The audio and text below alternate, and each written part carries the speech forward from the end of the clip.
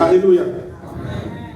Que notre Dieu soit loué. Ça fait toujours la joie de nous retrouver encore, de retrouver devant les temples de Dieu, devant les parvis, devant l'église de Dieu, pour attendre non pas un homme, pour attendre non pas une personne, mais nous venons pour attendre la parole de Dieu. N'est-ce pas? La Bible déclare: mon peuple périt faute de connaissance. Mais où puisons-nous cette connaissance? Nous puisons cette connaissance seulement dans la parole de Dieu. Amen. Est-ce qu'on est d'accord? Que notre Dieu soit loué. Le message de ce matin, je l'ai titré comme suit.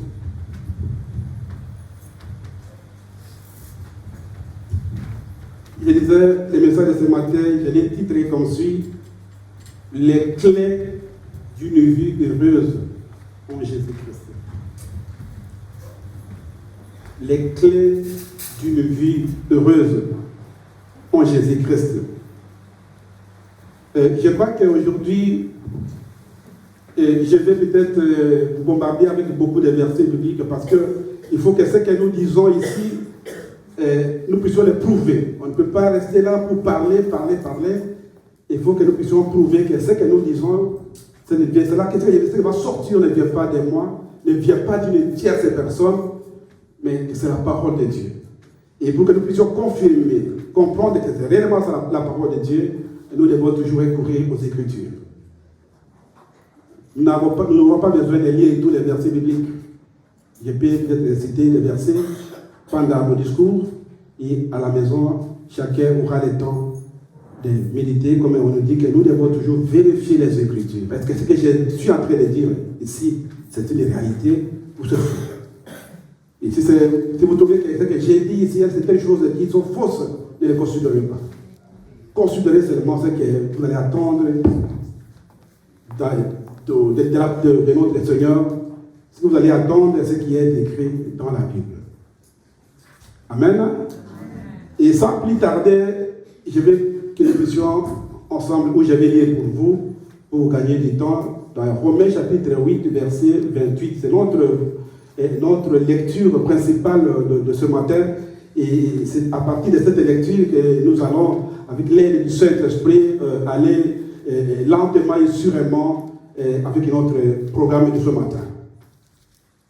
Je vais lire à haute voix, à votre attention, Romains chapitre 8, à partir du verset 28 jusqu'au verset 34, si vous voulez. Je lis la parole du Seigneur. Nous savons du reste que toutes choses concourent au bien de ceux qui aiment Dieu, de ceux qui sont appelés selon ses desseins. Car ceux qu'il a connus d'avance, il les a aussi prédestinés à être semblables à l'image de son Fils, afin que son Fils soit le premier-né de beaucoup de frères. 30. Et ceux qu'il a prédestinés, il les a aussi appelés. Et ceux qu'il a appelés, il les a aussi justifiés. Et ceux qu'il a justifiés, il les a aussi glorifiés. 31. Si Dieu est pour nous, qui sera contre nous? Lui qui n'a pas épargné son propre Fils, mais qui l'a livré pour nous tous, comment ne nous donnera-t-il pas aussi toutes les choses avec lui? 33. Qui accusera qui accusera les élus de Dieu? C'est Dieu qui justifie. Qui les condamnera? Christ est mort, bien plus, il est ressuscité, il est à la droite de Dieu et il intercède pour nous jour et nuit. Amen. C'est la parole du Seigneur, bien-aimé dans le Seigneur. Notre Dieu est grand. Notre Dieu, il est le Tout-Puissant. Et c'est toujours pour moi, comme je disais tout à l'heure, une bonne opportunité lorsque je passe devant le peuple de Dieu pour partager avec vous la parole de Dieu. Moi, je sais que moi, je ne suis pas meilleur que vous. Ce n'est pas parce que je suis devant vous que je suis meilleur que vous. Mais moi, je sais que tous nous sommes des enfants de Dieu. Nous sommes tous les enfants d'un seul Père. Mais ce n'est pas tout le monde qui peut passer devant au même moment pour pouvoir partager. Demain, peut-être ça sera ton tour. Demain, peut-être les pasteurs diront que non, qui passe devant pour nous exhorter. Parce que ça fait des années que nous écoutons la parole de Dieu, que nous sommes dans l'église. Moi, je pense que chacun de nous doit être à mesure de pouvoir exhorter. Nous connaissons déjà, nous avons lu la parole, toute la Bible. Il y en a qui ont déjà lu toute la Bible. Mais ce qui est très important, c'est qu'est-ce que Dieu veut de nous. Alléluia.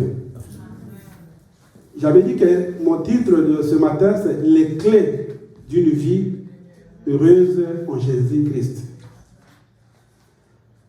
Bien-aimés dans le Seigneur, si ce matin, j'ai posé une question à l'un d'entre vous, à chacun de vous, où j'ai demandé à chacun de vous de lever sa main, toute personne qui n'a jamais connu le problème dans sa vie.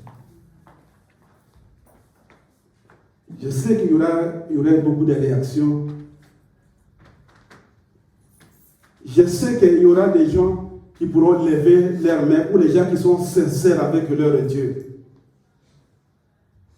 Je suppose que tout le monde pourrait lever sa main si je posais la question, qui n'a jamais connu les problèmes dans sa vie, qui ne connaît jamais les problèmes dans sa vie.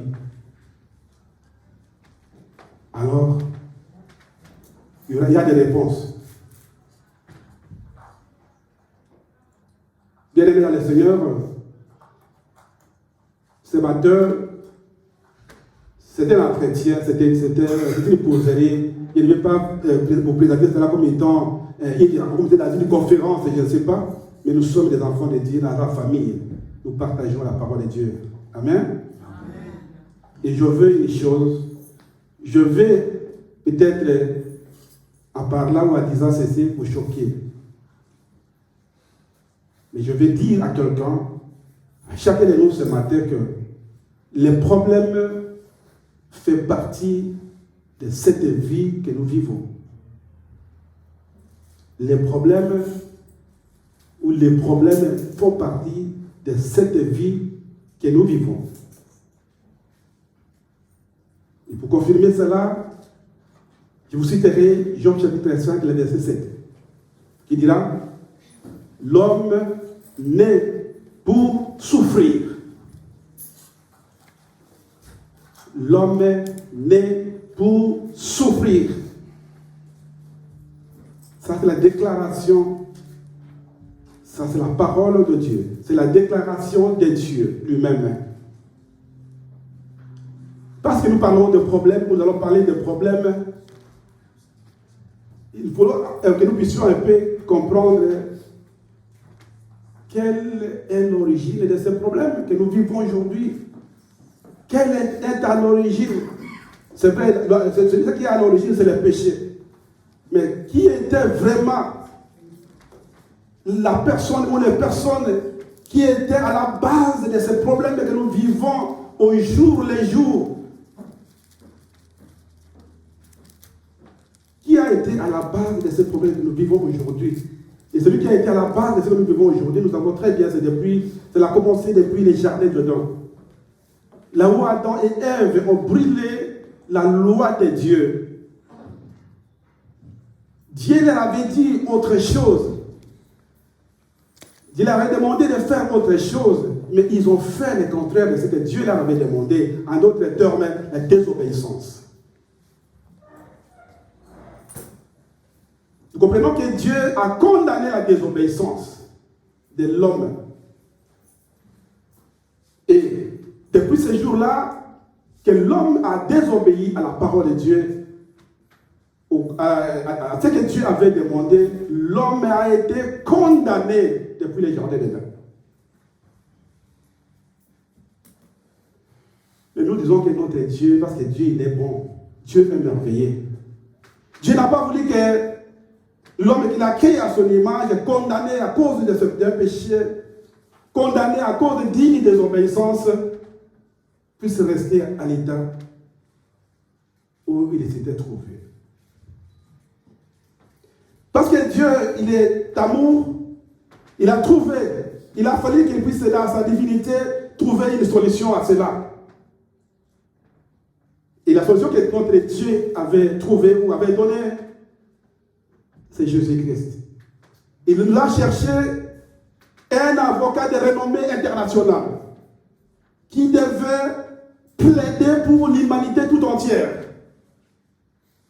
Il a trouvé non seulement un avocat de renommée internationale, mais ce même avocat avait une double fonction. Il avait la fonction d'avocat de renommée internationale, mais il avait aussi une deuxième fonction qui est de juge. Est-ce que je parle à quelqu'un? Notre Seigneur est Jésus. Aujourd'hui, il est comme juge des juges, et pardon, comme avocat des avocats. Combien de fois nous tombons dans les péchés? Et je sais que nous demandons aussi pardon. Parce que, heureusement, nous avons un avocat. Et je disais, il y a un juge. Jésus-Christ joue un deuxième rôle, ou une deuxième fonction qui est le juge. C'est quand il viendra, quand le Seigneur Jésus-Christ reviendra sur la terre, ça ne sera pas comme un avocat. Il n'aura plus le temps de pouvoir intercéder pour nous. Il n'aura plus le temps de pouvoir prier pour nous. Mais il viendra comme les juges des juges. Il viendra pour juger tous ceux-là qui n'ont pas obéi à sa parole. Et je sais que les chrétiens seront ou sont épargnés, sont préservés du grand jugement qui attend le monde entier. Si les chrétiens seront jugés, ça sera à la manière de Dieu. Ça ne sera pas comme les païens qui sont en train de se comporter. Mais les chrétiens ici, ils seront jugés à la manière de Dieu lui-même. Parce que Dieu n'a pas dit que nous avons été préservés par le jugement qui attend le monde entier.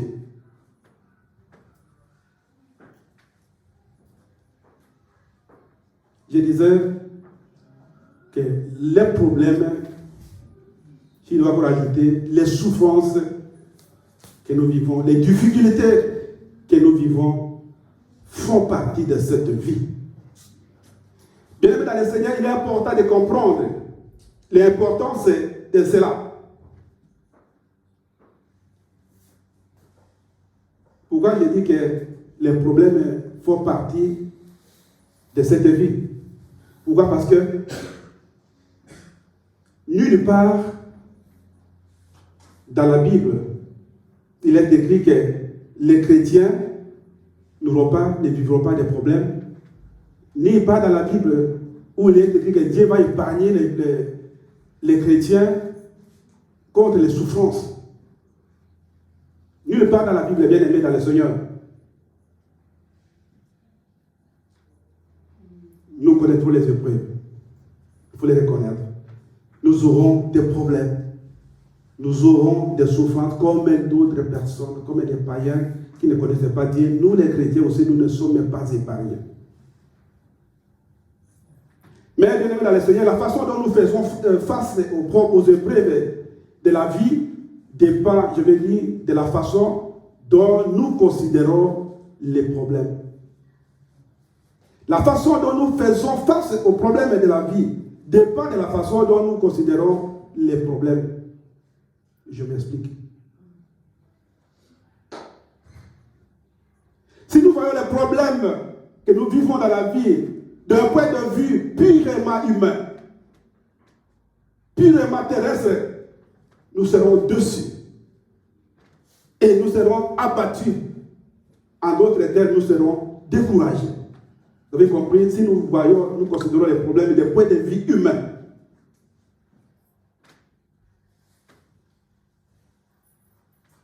Mais, si nous voyons les problèmes que nous vivons aujourd'hui, mais si nous les considérons, ou si nous les voyons d'un point de vue de Dieu lui-même,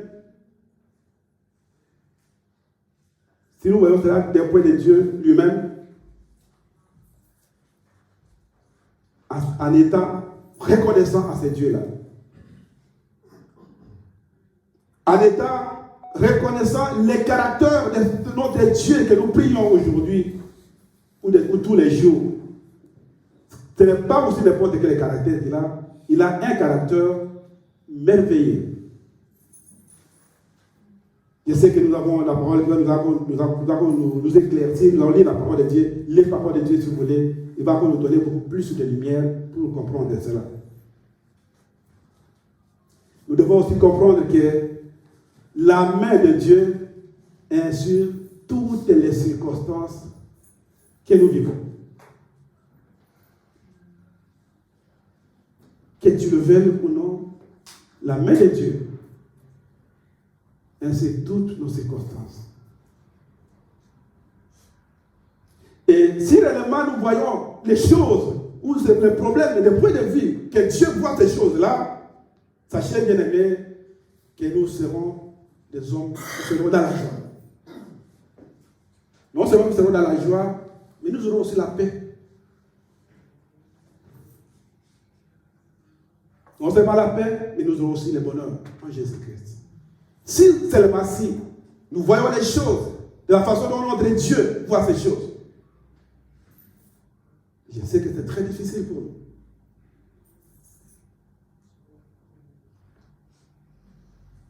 La Bible déclare dans Ésaïe chapitre 55, verset 8, que mes pensées ne sont pas vos pensées. Mes chemins ne sont pas vos chemins. C'est pourquoi nous avons des problèmes. Alléluia. Amen. Voilà, bien aimé Nazaire, en gros, ce qui fait que nous connaissons des problèmes, parce que les pensées de Dieu ne sont pas nos pensées, et les chemins de Dieu ne sont pas nos chemins. Quand bien étant chrétiens que nous sommes, et le problème est là. Les problèmes sont là.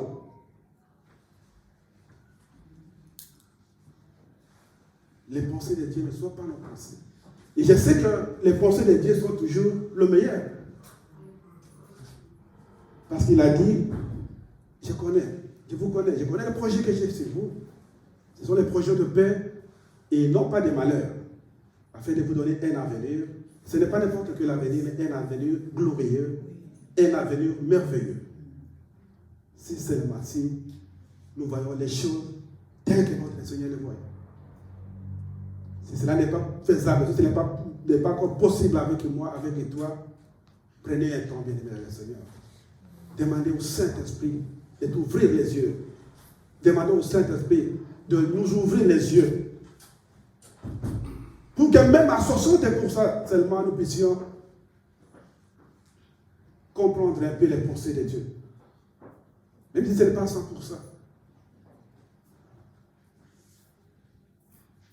Bien-aimé dans le Seigneur, avant d'entrer dans les vifs de mon sujet ou de notre sujet, j'aimerais qu'on sache trois choses très importantes.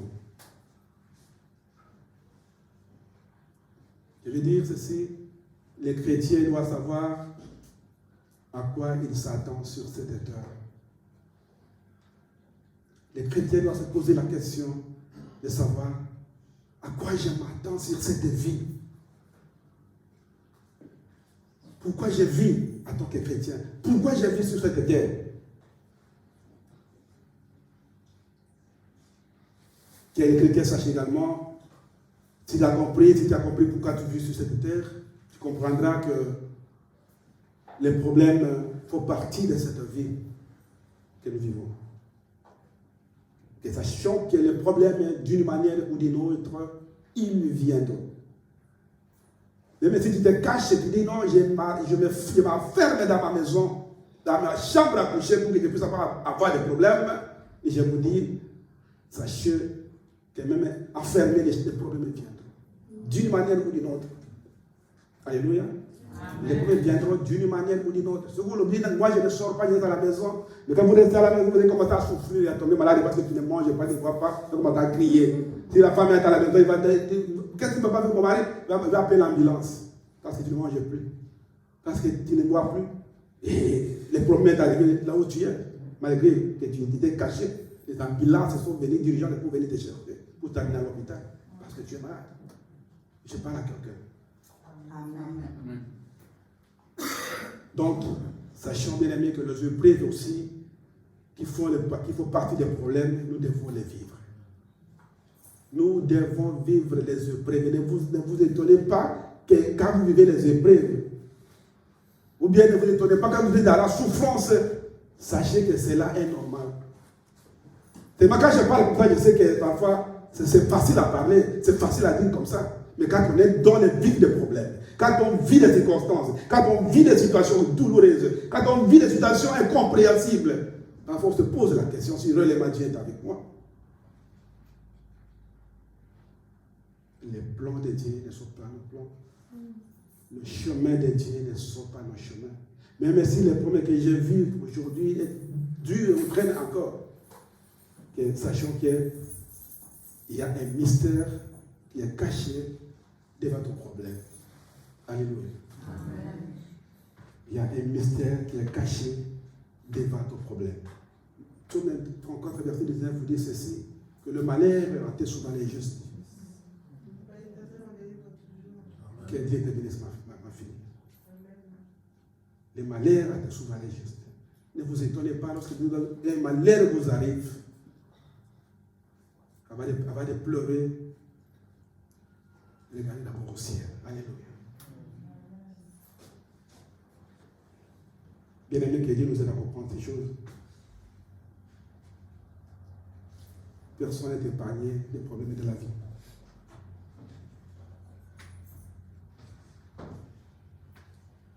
C'est peut-être un avertissement aussi que je lance maintenant à chacun et à chacun de nous. En tant qu'enfants de Dieu, nous devons être avertis. Soyons avertis, pourquoi? Parce que nous devons garder vous. Nous devons nous garder, par contre, je voulais dire, des faux enseignements. Vous savez qu'il y a des faux enseignements qui circulent sur cette terre. Quand je parle de faux enseignements, ce n'est pas seulement les évangélistes qui se mettent devant les podiums pour pouvoir évangéliser, déclarer. Non, il y a aussi ceux-là que j'appelle, ce n'est pas écrit dans la Bible. Les évangélistes sans évangile. Ceux qui se partent de l'oreille, de bouche à l'oreille. Les évangélistes sans évangile. Et faisons attention, en tant qu'enfants de Dieu. Et ces gens-là qui se prétendent des évangélistes, ou qui sais-je. Donc ils disent souvent, deviens disciple de Jésus-Christ. Recevez Jésus comme Seigneur et Sauveur. Quand tu as fait cela, Dieu va t'épargner de tous les problèmes de ce monde. Jamais tu ne vas plus connaître les problèmes. Vous comprenez que c'est une fausse évangile. Au nom, quand vous devenez disciple de Jésus-Christ, vous n'allez plus jamais tomber malade. Recevez Jésus-Christ seulement. Tu ne vas plus tomber malade. Ça, c'est une fausse évangile. Et c'est une réalité parce que beaucoup de chrétiens, beaucoup d'entre nous pensent aujourd'hui que lorsque nous avons connu Christ, lorsque nous sommes en Jésus-Christ, jamais on ne va plus tomber malade. Jamais nous ne pouvons encore connaître des problèmes. Jamais nous allons vivre des souffrances. Et ça, ce sont des faux enseignements. Faux enseignements. Alors, en tant qu'enfants de Dieu, nous devons prendre garde. Faire garde à ces genres d'enseignements. Un enfant de Dieu ne peut pas écouter n'importe quoi. Faisons attention à ce que nous lisons. faisons attention à ce que nous écoutons. Moi, je suis tellement écœuré. Je suis tellement choqué quand j'entends et quand je vois le frère ou les sœurs qui quittent les églises, qui abandonnent leur église parce qu'il a entendu quelque chose, parce qu'il a vu quelque chose. Oubliant que tout est de contrôle. Oubliant que les malheurs atteignent souvent les justes. Oubliant qu'il y a la parole qui dit, si Dieu est pour vous, qui sera contre vous? Et j'abandonne et je sors de l'église. Bien aimé, je suis choqué et je me pose mille et une questions si de telles personnes sont réellement vraiment nées de nouveau. Ou si réellement ils viennent à l'église juste pour écouter la parole de Dieu et quand ils sortent ici de l'église, de la salle, ils ont tout oublié. Alors, là c'est aussi un problème. Dieu qui dit n'abandonnez pas vos assemblées. Combien de gens qui quittent l'assemblée, qui ont quitté même l'église de Vie Nouvelle. Moi, je suis personnellement choqué de voir ça. Moi, je suis personnellement choqué d'entendre ça. Pour quelles raisons, bien aimés dans le Seigneur, on peut abandonner la maison de Dieu? Pour quelles raisons vous quittez la maison de Dieu pour aller où? Et quand quelqu'un arrive à faire quelque chose pareil, sachez très bien qu'il a attendu quelque chose. Il a attendu un enseignement. Qu'il a attendu. Mais cela, il faut faire attention pour que cela ne se produise pas. Que cela ne m'arrive pas demain. Que cela ne vous arrive pas demain, bien-aimés dans le Seigneur. La Bible déclare que il y a beaucoup d'appelés, mais peu de Dieu seulement. Lorsque vous sautez, vous quittez l'église de Dieu pour aller ailleurs, je sais où tu vas. Il faut se poser la question, est-ce que je suis vraiment dans les plans de Dieu? Et est-ce que moi je suis vraiment parmi les élus de Dieu? Voilà autant de questions que nous devons nous poser. Même quand nous dormons, parce que parfois quand on dort, c'est là où on a le repos. C'est là où on a peut-être un peu le temps de raisonner. Prenez une minute de réflexion. Est-ce que j'appartiens encore dans les plans de Dieu?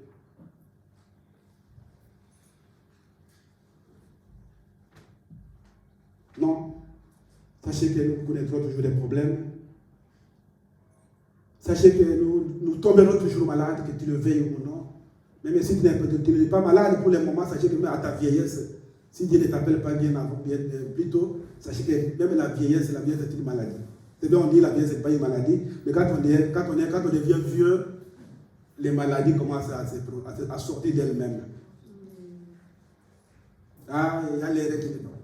Vous partez chez le docteur, il y a des problèmes dans les règles, comment on prend les médicaments. Ah, mais je ne sais pas comment je vais répondre derrière. Mais le médecin qui a les appareils et tout ça, qui a les scanners, il a mis les scanners sur le site de terrain, il te dit les diagnostics et que tu as des problèmes derrière. Les premiers commencent aussi là. Tu pars chez le docteur, on te dit que non, tu as des problèmes de tension. Comme moi, j'ai des problèmes de tension, moi qui marche bien, moi qui travaille, il n'y a pas de soucis. Parce que quand on a la tension, vous savez, souvent, quand on a la tension, on ne sent pas cela. Hein. C'est rare, il y a peu de gens tellement qui sentent que quand vous avez la tension qui diminue ou qui est haute, parfois vous avez c'est pas les symptômes. Il y a des symptômes qui arrivent, soit vous avez les maux de tête, et là, ça veut dire qu'il y a des problèmes de tension. Ou soit tu as, je ne sais pas moi, la diminution des sucres dans le corps, on vous dit que non, il y a des sucres qui ont diminué, il y a des problèmes de sucre, le pancréas est abîmé. Le pancréas ne fonctionne plus à ce moment-là, vous êtes obligé de recevoir des piqûres tous les jours. Et là aussi c'est un problème. Mais ce problème est là, ni rien n'est pareil. Ce n'est pas parce que moi je gêne tous les jours, du matin au soir, que j'ai pris à Dieu de m'épargner des maladies et qu'il va m'exaucer à cela. Les maladies viendront. Les épreuves viendront. Les souffrances viendront. Tant que nous sommes encore sur cette terre. Aussi longtemps que je dis que ce n'est pas encore de retour.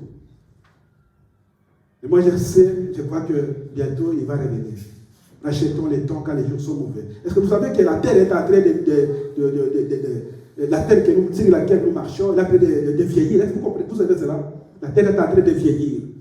Cela prouve aussi, c'est aussi un signe crucial qui prouve que le retour de Jésus n'est plus pour longtemps. Parce qu'il a promis qu'il y aura des nouveaux cieux et des nouvelles terres.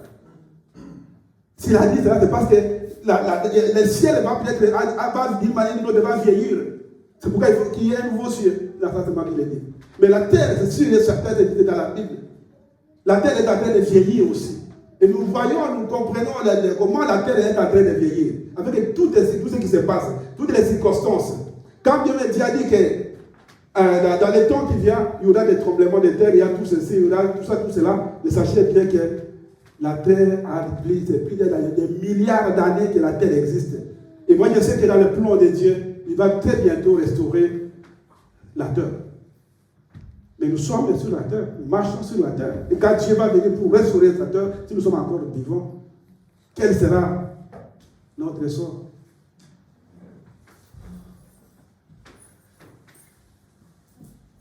Dieu ne promet nulle part dans la Bible que vous n'aurez pas de tribulation.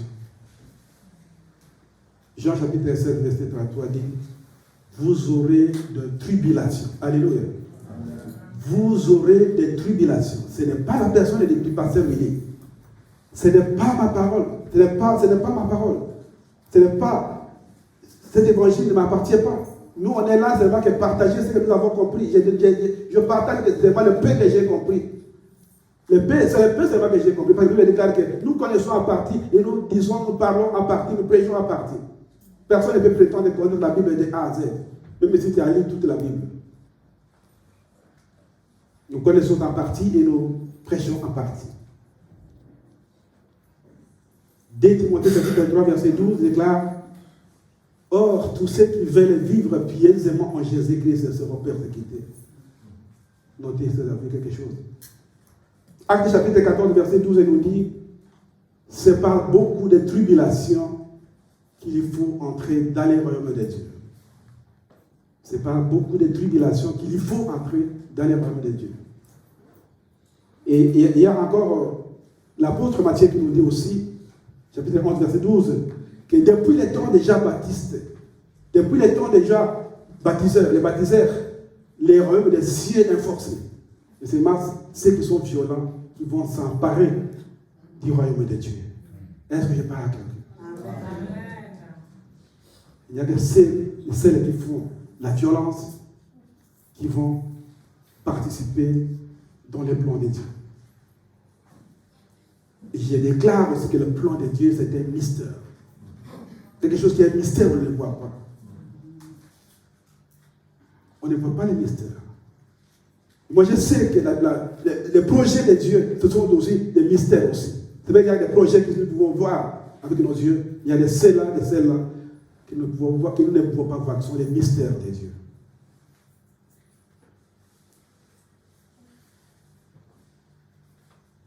Bref, je voulais dire que le monde entier, c'est-à-dire que la terre, les cieux, l'univers visible et invisible, les endroits très reculés sont sous la domination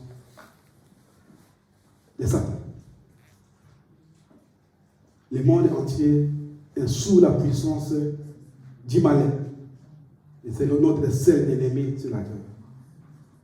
Et tant que notre ennemi est encore debout, tant que notre ennemi est encore vivant, c'est pourquoi on en parle ce matin. Sachons bien, bien aimé, que les problèmes viendront. Même si tu es un enfant, tu connaîtras des problèmes. La maladie déjà dans le corps, c'est déjà un problème. Tu es étudiant à l'université, tu peux t'étonner que tu as échoué à la fin de l'année. Et tu te poses la question, mais moi j'ai bien étudié, comment expliquer que je n'ai pas pu réussir mes examens. Tu as travaillé dur. Tu as fait de réveillons pour étudier, pour travailler. Mais à la fin, il y a la publication à l'université que, monsieur et madame, tu as échoué. Désolé, tu dois reprendre l'année académique. C'est déjà un problème. Mais sachez une chose, que Dieu veut notre bonheur. Alléluia. Je veux que nous puissions prospérer. Je veux nous voir émerger. Dieu veut nous voir tel que nous sommes là aujourd'hui, bien vêtus. Parce que vous savez, quand on vient à l'église, il y a des choses, même si on avait vraiment des problèmes, même si on avait vraiment des soucis, quand vous arrivez à l'église, Dieu fait quelque chose avec nous. Alléluia. C'est pourquoi que les problèmes ne nous coincent pas à la maison. Que ce ne soit pas pour une raison ou une autre, je reste à la maison parce que j'ai des soucis, parce que j'ai des problèmes, parce que je suis en difficulté. Non, tu ne vas pas trouver la solution là-bas. Il faut venir devant l'Éternel. Il faut venir écouter la parole de Dieu. C'est là où tu seras fortifié. C'est là où tu seras encouragé. Sachant que Dieu n'abandonne pas les siens. C'est tous ceux qui l'invoquent jour et nuit, qui l'invoquent sincèrement. Tous ceux qui sont sincères avec lui. Aujourd'hui, nous avons regardé beaucoup d'aventuriers. Vous avez suivi les témoignages partout en France. Un pasteur, il n'est pas des renommées internationales. Il a volé l'argent des chrétiens. Il a mis dans son propre compte pour en faire ce qu'il veut.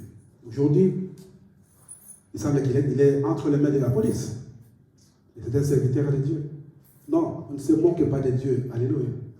On peut se moquer entre nous, oui. On ne se moque pas de Dieu. Parce que tout ce qu'il a dit est en train de se réaliser. Tout ce qu'il est déjà réalisé. Nous attendons seulement le retour de notre Seigneur. Donc son retour est vraiment imminent, que nous ne savons pas l'heure ni les jours. Ça peut arriver pendant que nous sommes en train de parler de lui. Ça peut arriver à ce moment, à tout moment. C'est pourquoi, bien aimé, nous devons nous préparer. Chacun doit regarder sa position. Est-ce que je suis prêt? Est-ce que je suis encore en ordre avec mon Seigneur? Vous savez, il y a même beaucoup de pasteurs qui se prétendent des pasteurs. Le Saint-Esprit les a déjà quittés depuis des années, ils ne savent pas. Mais on considère que c'est un pasteur. C'est un serviteur de Dieu. Mais le Saint-Esprit n'est plus avec lui parce que lorsque nous vivons dans des souffrances, des difficultés, des problèmes nous viennent, nous abandonnons notre Dieu, nous commençons à chercher notre propre gloire. Sachez, bien aimés, que le Saint-Esprit n'est plus avec eux. Alléluia. Amen. Et cela, pour revenir, ça demande beaucoup de sacrifices. Lorsqu'on est tombé dans des situations comme ça, pour se relever, ce n'est pas chose facile. On peut peut-être facilement recevoir Jésus-Christ comme Seigneur et Sauveur en prononçant des paroles, en faisant des déclarations, oui. Mais quand on est tombé et qu'on n'a pas quelqu'un qui peut te tenir la main, sachez que les dégâts seront terribles, sera donc incompréhensible. Sera donc, on ne pourra même pas expliquer. Beaucoup nous ont quittés par peut-être mégarde, par imprudence. Regardez, ce que moi j'ai fait maintenant, c'est bien, alors que cela ne plaît pas à notre Dieu. Notre Dieu n'est pas seulement un Dieu d'amour, le Dieu de bonté, mais il est aussi Dieu qui sait discipliner ses enfants. Il est un Dieu qui sait punir ses enfants, mais même quand il le fait, mais avec amour dans les cœurs. Alléluia. C'est pourquoi j'ai dit que le plan de Dieu c'était un mystère. Parce qu'il veut que cet enfant, il faut qu'il vive cela. Il faut qu'il vive cela. Parce que par après, il va commencer à dire, ah, si je ne le savais pas. Je ne savais pas que Dieu avait un plan merveilleux comme ça pour moi. Il a dit, tu glorifieras ton Dieu. Et là, tu loueras ton Dieu.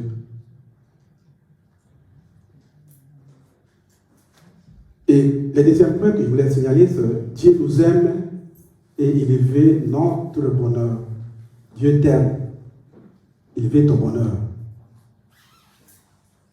J'aime la déclaration du roi David dans les psaumes 139, verset 17, qui a dit ceci. Ah, j'ai compris. J'ai compris combien Dieu m'aime. J'ai compris combien Dieu pensait toujours à moi. Après avoir tout ce qu'il a vécu comme épreuve, après avoir vu tout ce qu'il a vécu comme souffrance, comme des épreuves, Mais il a fini par comprendre. Que Dieu nous aide, bien aimés, à comprendre vite qu'à 60%, à 10% tellement la volonté de Dieu dans notre vie. Comme le roi David, qui s'est déclaré, ah, j'ai compris combien Dieu m'aime. Tu pourras aussi un jour, tu pourras aussi le dire, le faire, oui, je comprends combien Dieu m'aime. Là, c'est après la souffrance, après une preuve, après une difficulté.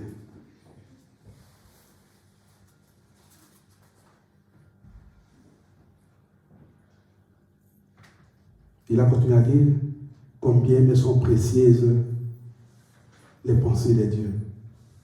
Oh Dieu. Les pensées de Dieu envers le roi David étaient nombreuses, mais David ne comprenait pas. Et c'est seulement quand il a compris, c'est alors qu'il s'est déclaré, il a dit, ah, j'ai compris, mon Dieu, combien tu m'aimes, combien tes pensées envers moi sont meilleures. Et non seulement les pensées de Dieu envers lui étaient meilleures, mais ses pensées étaient nombreuses.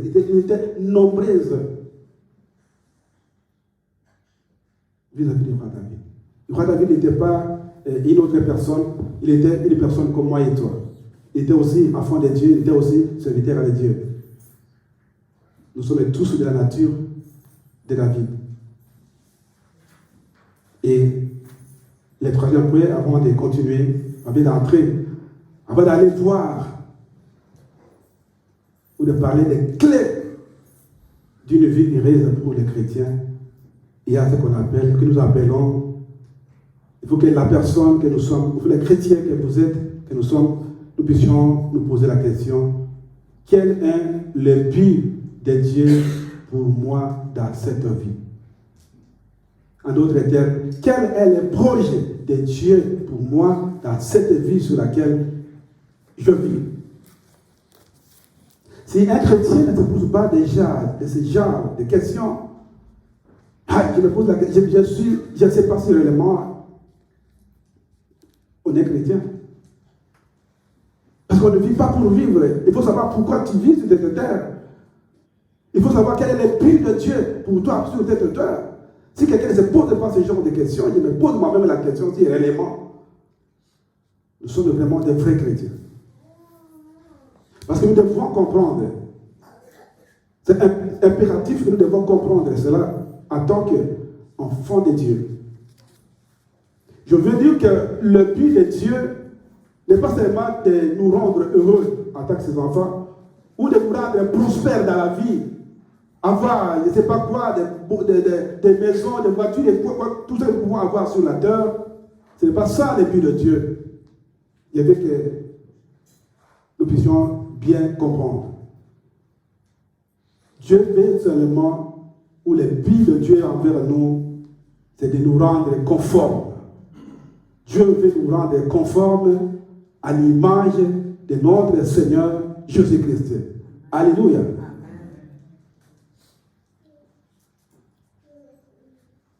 Nous devons élever, nous rendre conformes à l'image de son Fils Jésus-Christ. En d'autres termes, notre Dieu veut que nous puissions refléter l'image de notre Seigneur Jésus-Christ. Que nous puissions refléter la vie de notre Seigneur Jésus-Christ. Que nous puissions refléter le caractère même de notre Seigneur Jésus-Christ. Mais quel est mon caractère? Peut-être ton caractère, ce sont les gens qui sont en train de le dire, de parler de toi, de dire, il est comme ça, il est comme ça, il est comme ça. Mais est-ce que tu connais ton caractère?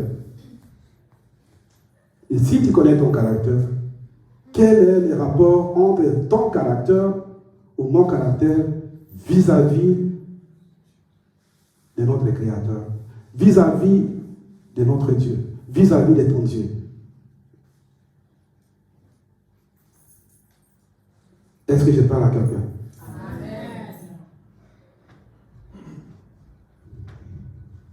Je veux que nous puissions lire Romains chapitre 8, verset 29. C'est lui qui est rapide et qui peut se lever et nous lire à haute voix pour respect à la parole du Seigneur. Romains chapitre 8, verset 29. Nous lisons la parole de Dieu. Merci. Dans Romains chapitre 8, verset 29.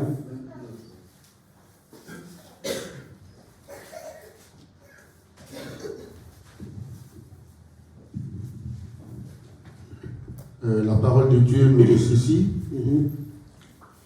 car ceux qu'il a connus d'avance, il les a aussi prédestinés à être semblables à l'image de son Fils, afin que son Fils fût le premier-né entre plusieurs frères. C'est la parole de Dieu. Amen. Amen. Notre Dieu est merveilleux. Nous devons comprendre que, en tant qu'enfants de Dieu, nous participons tous d'une manière ou d'une autre à la discipline du Saint-Esprit. D'une manière ou d'une autre. Nous participons aux circonstances qui touchent le monde entier. Qu'on les veuille ou non.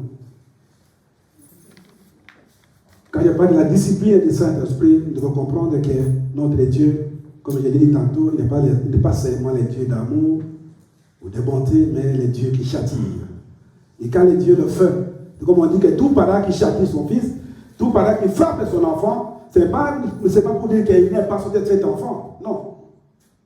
C'est une question de discipline. Celui qui châtie, en français on dit celui qui châtie bien, aime bien. Quand nous châtions nos enfants, c'est pas qu'on ne les aime pas. Donc c'est un peu la même chose avec notre Dieu. Quand nous subissons des épreuves, et quand nous subissons des châtiments, ou quoi que ce soit, sachons que cela fait partie du plan de Dieu. Donc c'est un mystère. Mais je sais qu'un jour, tu comprends peut-être pas maintenant, mais un jour.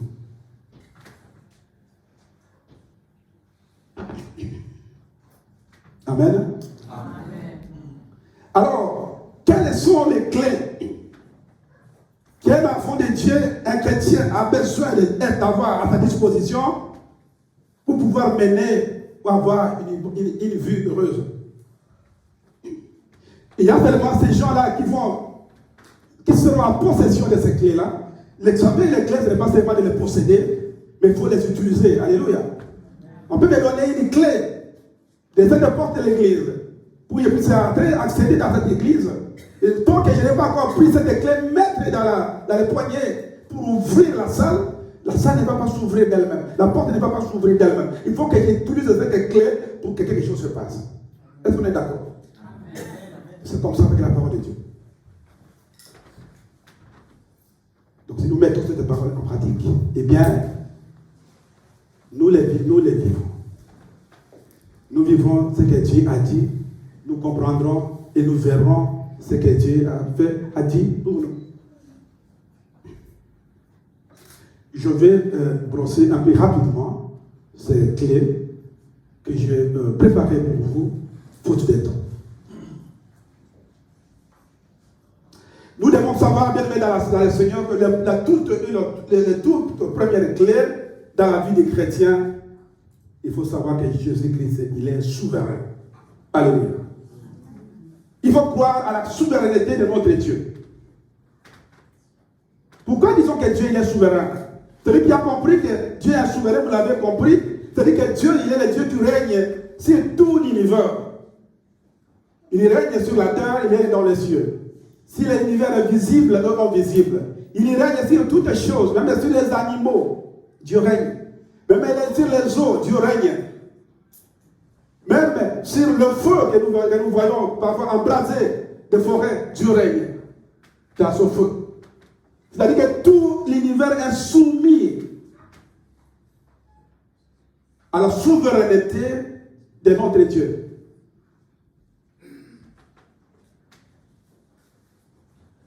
Dieu règne sur tout ce qui est dans le monde. Personne ne peut dire que non, il y a quelque chose sur un projet, sur une planète, sur un endroit, sur un animal, sur une personne où Dieu ne règne pas. Non. Parce que celui qui a compris, les Français, quand on dit que Dieu règne sur tout l'univers, c'est déjà assez pour on a tout compris. Que tout est soumis à la volonté de Dieu. Tout est sous la puissance de Dieu.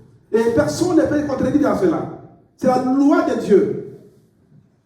Aucun évangéliste ne peut contredire cela. Aucun apôtre, aucun prophète ne peut contredire cette volonté. Dieu est souverain dans toutes les choses. Alléluia. J'aimerais que nous puissions comprendre ce que c'est la souveraineté de notre Dieu. C'est-à-dire que le Dieu que nous servons, le Dieu que nous écoutons, il est le Dieu tout-puissant.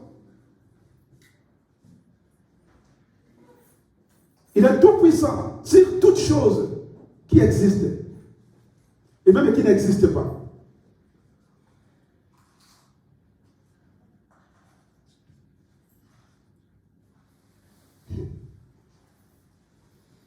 Alléluia. Moi, je ne savais pas peut-être. Peut-être qu'il y a des choses que moi, je ne savais pas, mais quand j'ai compris ces choses, j'ai compris ce que j'ai compris. Alléluia. J'ai compris ce que j'ai compris. Parfois, on fait certaines choses. Parfois, on s'amuse avec certaines choses. Parfois, on dit certaines choses. Quoi que non, ça c'est Dieu ne sait pas. Tant Dieu, lui, ne voit pas cela. Lui, il ne s'occupe pas de ça. Non. Mais ce que nous faisons en cachette. Ah, oh, Dieu connaît tout. Oui. Parce qu'il est omniscient. Où est-ce que nous pouvons fuir pour dire que je vais me parier à la justice de Dieu? Où est-ce que tu peux fuir? Dans l'eau. Il dit qu'il est dans l'eau. Tu vas aller où? Aux États-Unis d'Amérique, il est là aussi. Tu vas aller chez toi, peut-être à la maison, tu vas fuir Dieu qui va te mettre là-bas. Sache qu'il est là. Dieu est avec nous. Il est partout. Regardez si on peut lire encore le verset ici. Daniel chapitre 4, verset 35. Et le psaume 119, 89 à 91. Daniel chapitre 4, verset 35.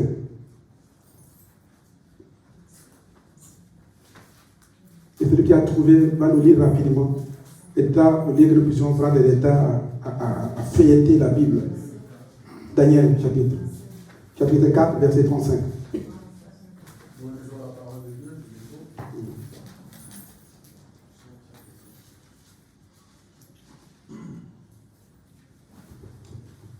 Daniel chapitre 4, le verset 35. Oui. Tous les habitants de la terre ne sont à ses yeux que néants. Il agit comme il lui plaît avec l'armée des cieux et avec les habitants de la terre. Il n'y a personne qui résiste à sa main et qui lui dise « Que fais-tu » C'est la parole de Dieu. Amen. Et puis nous lire également psaume 119, bien-aimé. 119, 89, 91, 91. Psaume 119, 89. À partir de 89 à 91.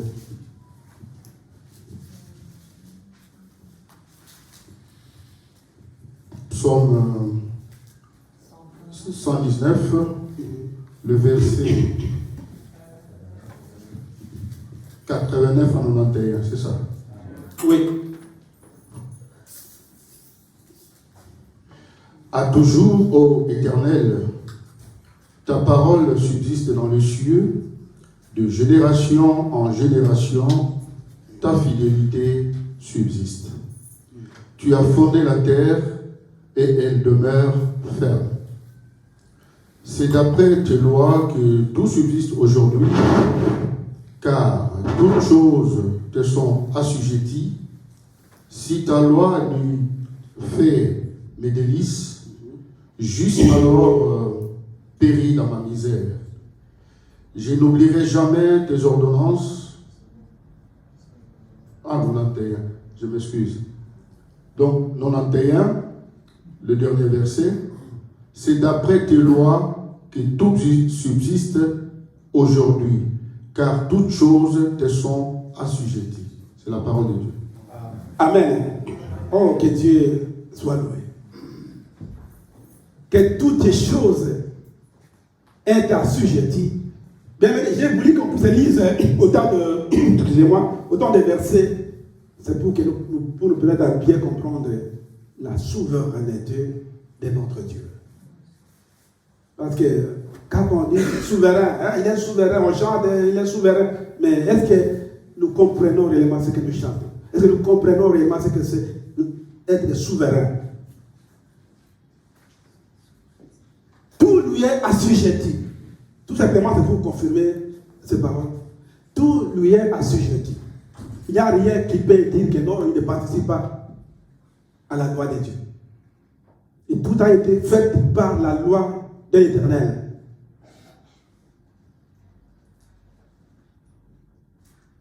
Toutes choses. Dieu, je veux dire, Dieu est souverain, pas parce que tout lui est soumis. Et tout ce qui lui est soumis doivent, par conséquent, écoutez bien, faire la volonté de qui? La volonté de Dieu. Alléluia. Tout ce qui est assujetti sur cette terre doit faire la volonté de qui? Doit faire la volonté de Dieu. Pourquoi? Parce qu'il est souverain. Est-ce que quelqu'un croit à la souveraineté de Dieu? Que Dieu vous bénisse.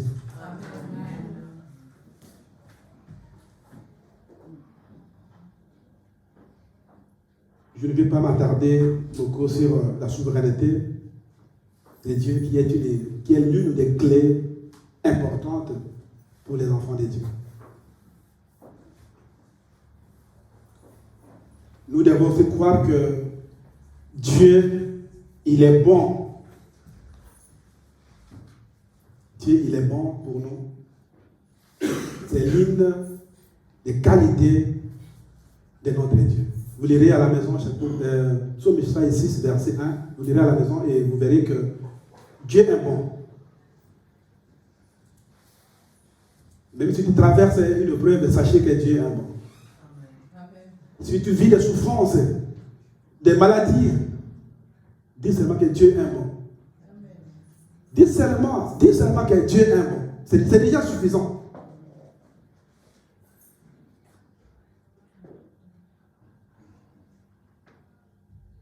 Et vous savez, quand les épreuves nous arrivent, quand les difficultés frappent dans nos maisons, quand les problèmes frappent dans nos maisons, je parle des chrétiens. Alléluia. Je parle des chrétiens. Quelle est la position de notre ennemi juré, qui est Satan? Quelle est l'attitude de notre ennemi, qui est Satan? Vous savez que Satan essaie tout simplement de mettre dans nos pensées et nous suggérer aussi nos esprits pour un enfant qui vit les épreuves. Il t'a dit, si réellement, regardez ce qui se passe avec toi. Pensez-vous que vraiment, si Dieu il était bon, si vraiment Dieu était bon, tout ce qui t'arrive, s'il pouvait t'arriver, cela vient mettre un flou dans notre cerveau. Cela vient pour troubler notre cerveau. C'est Satan qui fait ça. Alors faisons attention. Parce que quand on est dans les problèmes, il y a deux voix. Il y a une voix qui vient de Dieu, qui te parle d'une manière ou d'une autre, et une autre voix qui vient de notre adversaire, qui te parle d'une manière ou d'une autre. Maintenant, c'est le problème de quoi? Le problème de discernement. Et qui peut nous donner l'esprit de discernement? Il n'y a que Jésus-Christ lui-même.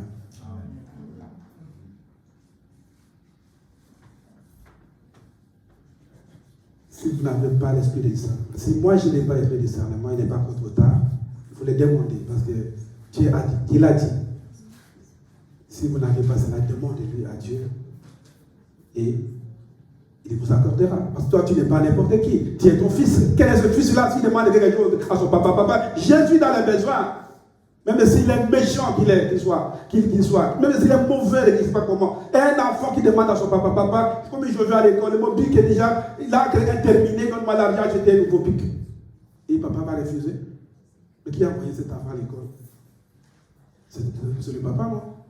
Mais comment il peut refuser d'acheter un bic pour lui? C'est un peu la même chose. Allez, oui, on me signale qu'il est rapproché.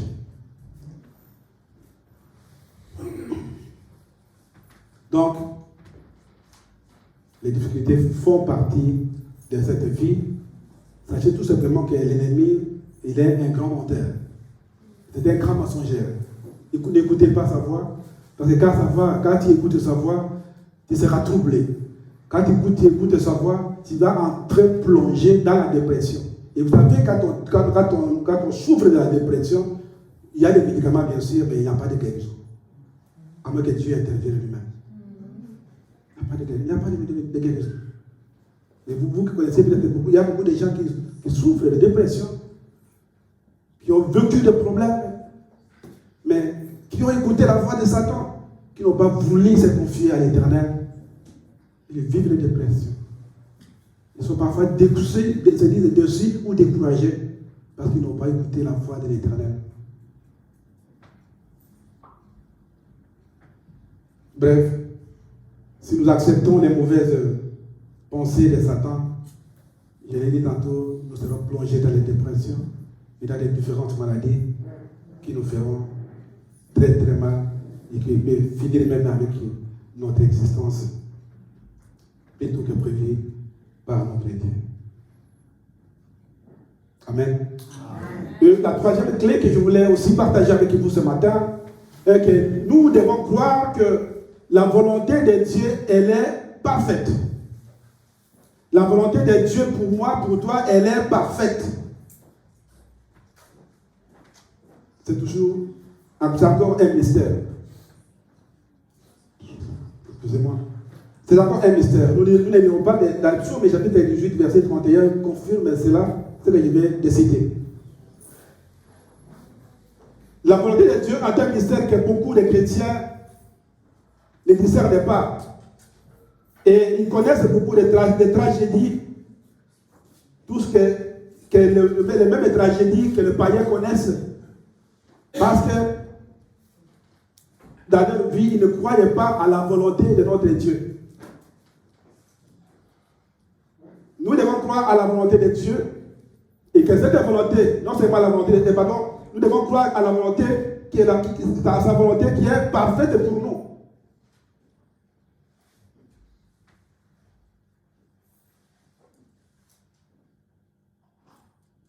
D'après Psaume 18, 31, qu'on n'a pas lu, nous ne lisons pas, c'est-à-dire que nous devons tout simplement faire confiance à notre Dieu. Alléluia. Amen. Nous devons tout simplement faire confiance en ce Dieu-là. Quel que soit ce que nous sommes en train de traverser, il veut se ayez confiance en moi. Ayez confiance en Dieu, quelles que soient les circonstances dans lesquelles je vis, dans lesquelles tu vis. Alléluia. Je vais rapidement, quand même le temps vraiment est passé, si le modérateur nous donne comme 5 minutes. Je vais prendre une illustration pour vous faire comprendre que souvent, les plans de Dieu, parfois certains plans de Dieu sont des mystères. Il y a un exemple que je voulais y apprêter pour vous. Vous voyez les montres, pas les montres que nous avons aujourd'hui, les montres qui ont les montres de Suisse là. Alors, dans ces montres, il y avait, nous voyons qu'il y a des aiguilles, et derrière la montre, qu'est-ce que nous avons? Il y a des roues, n'est-ce pas? Il y a des roues qui tournent, des sens ou d'un autre sens, ça tourne. Alors, il y a un monsieur qui a pris une montre. Il est venu avec cette montre chez son ami pour la première, qui n'a jamais vu la montre depuis qu'il est né. Il lui a montré le derrière de la montre. Et il lui a posé la question. Frère, mon ami, tel que tu vois cette montre-là, qu'est-ce que tu en penses? Il a répondu que c'est lui qui a fabriqué un tel objet, il est fou. Il est complètement fou, il est malade. Il dit, ah bon? Alors, il a tourné cette même montre qu'il a montré à son ami. Il lui a montré. Mais il a vu la montre et des aiguilles qui étaient en train la petite aiguille, la grande aiguille tournait tournaient dans l'ordre, et chacun à son ordre, et les aiguilles montraient l'heure exacte. Alors, monsieur a posé la question à son ami encore, une deuxième question. Mais par rapport à l'autre face de la montre, qu'est-ce que tu constates? Il a dit les aiguilles qui tournent respectueusement. Il a dit, cette personne qui a fait ça, c'est une personne qui n'a jamais existé. Il est très sage. Vous comprenez qu'une même personne a donné 2 réponses à la chose. Est-ce que nous comprenons? La seule personne a donné 2 réponses différentes. La première, il a dit que non, la personne qui a fabriqué la montre, il est fou. Quand on montre la face de la montre, il dit, c'est une personne qui n'a jamais vécu, il est très intelligent, qui peut faire des choses comme ça. Donc, c'est une illustration pour nous faire comprendre que nous, en tant qu'enfants de Dieu, parfois nous considérons d'autres dieux comme ça. Aujourd'hui, nous voyons encore les derrière de la montre. Mais sachant, oubliant qu'à force de la montre, il y a le plan divin qui est caché. C'est pourquoi j'insiste et je parle sur les mystères. La parole de Dieu, elle-même, c'est un mystère. Est-ce que je parle à quelqu'un? Et nous avons tout simplement confiance en Dieu. En son Dieu là, je sais que même ça va tarder, ça va prendre des années, des temps qu'il va prendre. Si nous demeurons en Jésus-Christ, je sais que nous ne serons pas déçus. Alléluia. Nous ne serons pas déçus. Parce que notre Dieu, il n'est pas un homme pour mentir, ni les fils de l'homme pour se repentir. Oh, le temps nous fait défaut. Et rapidement, nous devons croire que toutes choses concourent au bien de ceux qui aiment Dieu. Toutes choses. Toutes choses concourent au bien de ceux qui aiment Dieu, ceux qui sont nés d'eau et d'esprit.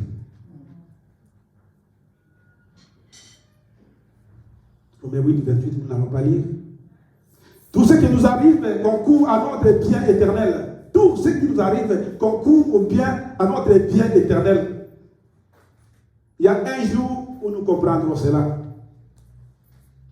Seulement, ayons confiance. Participons au plan de Dieu. Participons à ce plan mystérieux de notre Dieu. Si je dis que tout concourt bien de ceux qui aiment Dieu, ou bien tout ce qui nous arrive, c'est dans le plan de Dieu, il faut qu'on se comprenne. N'allez pas, tout à l'heure, quand vous allez sortir, si vous êtes imprudent, vous allez arriver au feu, le feu est rouge, qui taponne quelqu'un qui est en train de passer le feu, toi tu dis ça, c'est dans le plan de Dieu. Non. Moi, je n'ai pas dit ça. Parce que Dieu nous a donné les yeux pour voir, n'est-ce pas? Vous avez toutes les facultés. Nous avons toutes les facultés pour faire la prudence, pour jouer avec la prudence, pour que je ne puisse pas faire un genre d'accident, pour que par après je dise, c'est la volonté de Dieu. Non.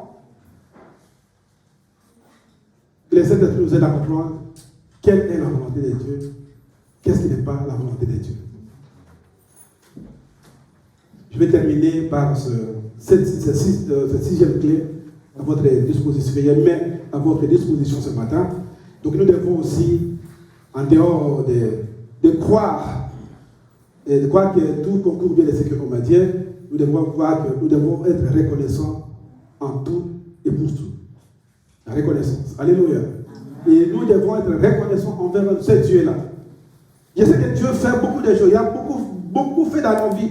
Si je pose la question, je pose la question. Qui n'a jamais vu la main de Dieu dans la salle? Personne ne soulèvera la main.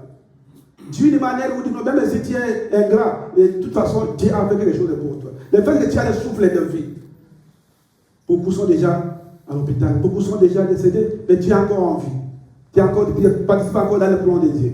Donc, soyez reconnaissants. Soyons reconnaissants. Soyons reconnaissants envers ce Dieu-là. Si nous voulons bien vivre dans le plan de Dieu, si nous voulons participer dans le plan de notre Seigneur Jésus-Christ, soyons reconnaissants. La reconnaissance paye.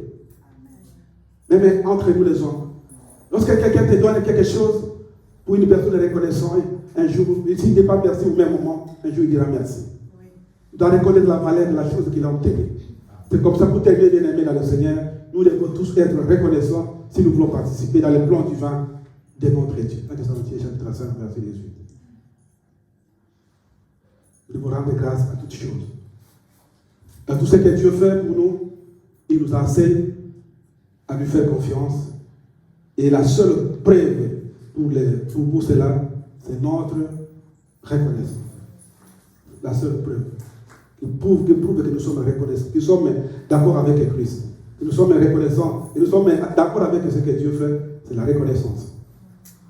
La foi regarde au-delà des circonstances. Alléluia. La foi regarde au-delà des circonstances. Et lorsque la foi regarde au-delà des circonstances, il découvre ce que personne ne peut voir. Alléluia. Les secrets de la vie heureuse pour les chrétiens que nous sommes, nous devons savoir que c'est de voir Dieu dans toutes nos circonstances. Dans tout ce qui nous arrive, on doit voir qui? On doit voir Dieu. Dans les malheurs comme dans les bonheurs, vous voyez Dieu. Dans les échecs comme dans les réussites, vous voyez Dieu. Dans la souffrance, c'est quoi ce que tu vis? Qu'est-ce que tu vivras ou tu as vécu? Si tu n'as pas fait, regarder la valeur, regarder la gloire, dans les circonstances, la valeur de Dieu. Et ce que Dieu fait, parce que cela va participer au plan, au mystère caché de notre Seigneur Jésus-Christ. Nous ne voyons pas encore cela aujourd'hui, mais les jours où Dieu nous fera grâce, les jours J, Dieu nous fera grâce, et tous nous ne manquerons pas de Dieu. Père, je te remercie de tout ce que tu as fait. Je ne savais pas. Et te dis la gloire à Dieu. Si, bien-aimés dans le Seigneur, nous serons des hommes et des femmes capables d'écouter cette parole. Que cette parole nous avons écoutée, nous pouvons la mettre en pratique. Je sais que nous allons témoigner le Seigneur. Je sais que c'est pour Dieu parce que tout le monde cherchera à témoigner le Seigneur. Peut-être rien que des témoignages seulement, les prédicateurs n'auront même pas le temps de prêcher. C'est ça ma prière. Que Dieu nous aide, que nous puissions comprendre ces choses. Alléluia. Que Dieu nous donne ces choses.